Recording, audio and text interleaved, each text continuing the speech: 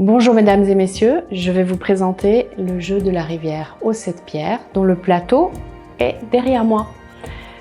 La rivière aux 7 pierres, c'est la rivière du changement que vous voyez ici.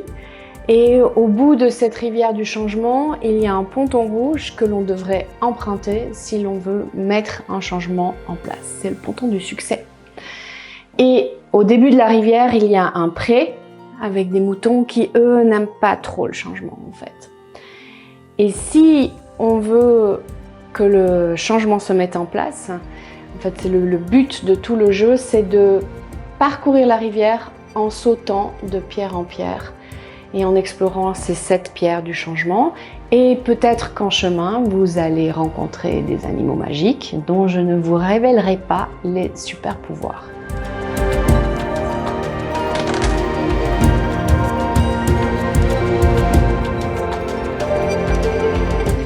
L'origine de ce jeu, si on fait un pas en arrière, c'est une étude ethnographique longitudinale réalisée à l'EPFL, l'École Polytechnique Fédérale de Lausanne.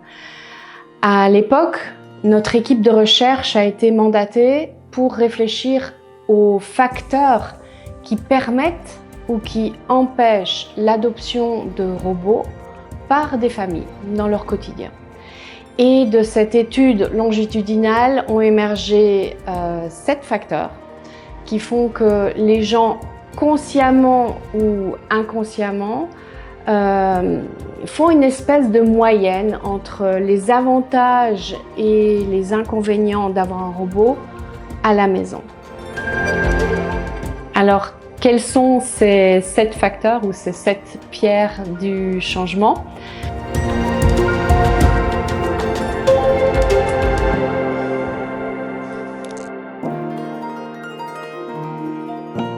Première pierre, les émotions. Est-ce que je vais être attirée par le changement parce qu'il pourrait me donner de la joie, du plaisir, ou au contraire, est-ce que je pourrais avoir peur de ce changement? Ou peut-être je me dis, oh, ça va me stresser ce changement.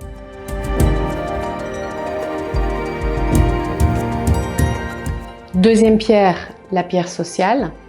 Est-ce que le changement va plutôt flatter mon ego, améliorer ma réputation, ou est-ce qu'il pourrait peut-être nuire à ma marque? Troisième pierre, les habitudes. Est-ce que le changement va me forcer à changer plein d'habitudes ou juste une toute petite habitude et donc ça ne me coûtera pas trop d'efforts? Ensuite, l'environnement physique. Est-ce que le changement va me forcer à repenser un lieu à la maison? Est-ce qu'il va me forcer à réaménager mes bureaux?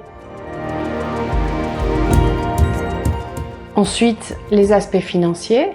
Vais-je devoir faire de grands investissements? Vais-je avoir de nombreux frais récurrents ou pas, suite au changement? Ensuite, il y a la pierre des aspects pratiques. Est-ce que si j'amène le changement, cela va me coûter en termes d'efforts? Est-ce que cela va améliorer peut-être ma santé? Est-ce que cela va me permettre un gain de temps? Dernier facteur, la formation ou l'information. Le changement que je vais mettre en place va-t-il nécessiter que je me forme, que je reprenne des cours, ou va-t-il nécessiter que je lise un manuel d'utilisation super complexe, ou sera-t-il tellement intuitif que je vais juste pouvoir le mettre en place sans faire aucun effort de formation ou d'information?